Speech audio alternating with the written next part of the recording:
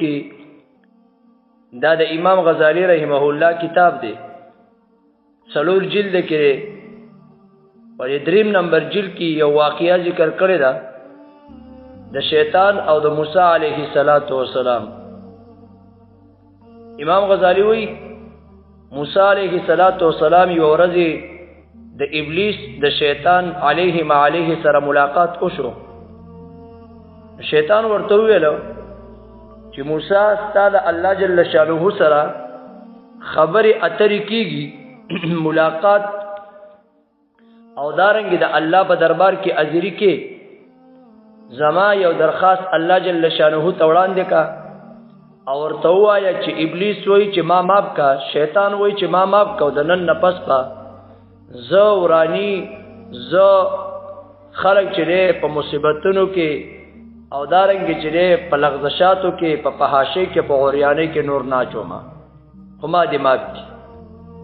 موسی علیه السلام د الله جل شانه دربار ته چلاړي نو موسی علیه السلام سره چې کله خبره اترې وشوي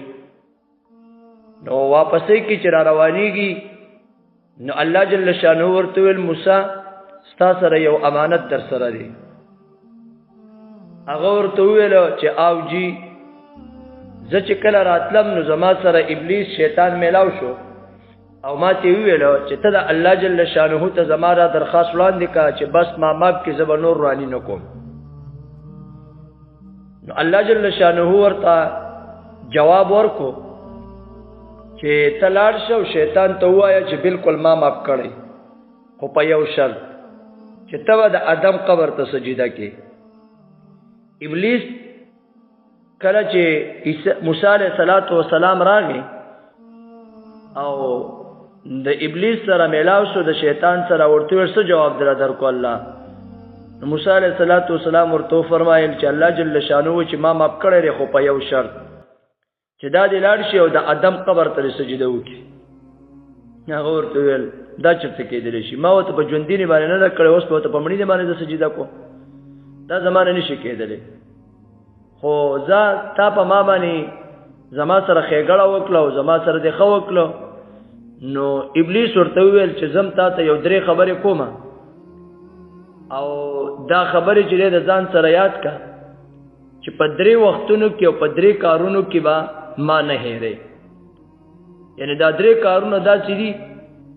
که زمانه ری غفلت وکاو یعنی مطلب زده ته نو مدریات او زما د وسوسو زما چې د حرامي توبونو نه غافل وي نو تا به زه داسې زیت ورسوم چې بیا به ټول عمر چې ارمان کې موسی علیه السلام ورته کومې خبرې دي بل اولنې خبره دار چې د غصې او د غضب په ټیم کې په حالت کې به ما نه هېر کې ځکه چې د غصې او دارنګ د غضب په حالت کې زد انسان په دې پوزه کې یو پوک وهمه چې دا غي د وجنه دا په داسې کارونو باندې زه مختکم او داسې کارونه د دنه صادر کم چې دا به ټوله ژوندۍ په هغه باندې خپای نو د غصې په ټیم کې او د غضب په ټیم کې ما یاد ساتي چې دې ټیم کې شیطان هغه ډېر زور لګي دویم په میدان جهاد کې بچره چې کله په سب کې کافر ولاړ کافر مقابله ته ولاړ نو ما بنه هر کې زکه چې په دغه ټیم کې زه د انسانانو مجاهدین چې د دنیا د کور د بچو او د خزې ترغیب ولر ورکوم چې دا واپس کور ته لاړ شي او دا چې میدان جهاد کې اون جنگيږي نو په دغه ټیم کې بچره ته کې ما یاد ساتي او دریم کله چې په یو کمره کې یو اجنبي زنانه او یو اجنبي سړی چې هغه یو ځای شي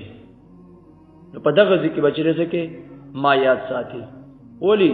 په دغه ټیم کې زدا دوانه تر هغه پورې د دین نه جدا کېږم چې تر سو پورې ما دا دوانه مخ چې اغنی تور کړي